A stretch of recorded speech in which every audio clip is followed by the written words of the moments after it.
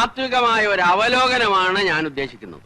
ഒന്ന്, വിഘടനവാദികളും പ്രതിക്രിയാവാദികളും പ്രഥമദൃഷ്ട്യാ അകൽച്ചയിലായിരുന്നെങ്കിലും അവർക്കിടയിലുള്ള അന്തർധാര സജീവമായിരുന്നു എന്ന് വേണം കരുതാൻ. ഒന്ന്, ബൂർഷ്വാസികളും തക്കം പാർത്തിരിക്കുകയായിരുന്നു. അങ്ങനെയാണ് തെരഞ്ഞെടുപ്പ് നമുക്ക് പ്രതികൂലമായി ഭവിച്ചത്. അതാണ് പ്രശ്നം. മനസ്സിലായില്ല. അതായത് വർഗാധിപത്യവും കൊളോണിയലിസ്റ്റ് ചിന്താസരണികളും റാഡിക്കലായിട്ടുള്ള ഒരു മാറ്റമല്ല. ഇപ്പൊ മനസ്സിലായോ എന്തുകൊണ്ട് നമ്മൾ തോറ്റു എന്നുള്ളത്? ലളിതമായിട്ടൊക്കെ പറഞ്ഞാൽ എന്താ? ഈ പ്രതിക്രിയാവാദകവും കൊളോണിയലിസവും എന്നൊക്കെ പറഞ്ഞ് വെറുതെ കൺഫ്യൂഷൻ ഉണ്ടാക്കുന്നതിനാ. ഉത്തമം ഉണ്ടാതിരിക്കും. സ്റ്റഡി ക്ലാസ്സിലൊന്നും കൃത്യമായി വരാത്തതുകൊണ്ടാണ് നിനക്കൊന്നും മനസ്സിലാവാത്തത്. കോട്ടപ്പള്ളിക്ക് മനസ്സിലായോ? എങ്കിലും ഒന്ന് പറഞ്ഞു തന്നാട്ടെ, നമ്മൾ എന്തുകൊണ്ട് തോറ്റു? കുമാരപിള്ള സാറ് നമ്മുടെ താത്വിക ആചാര്യനാണ്. തൽക്കാലം അദ്ദേഹം പറയുന്നത് നമ്മൾ കേട്ടാ മതി.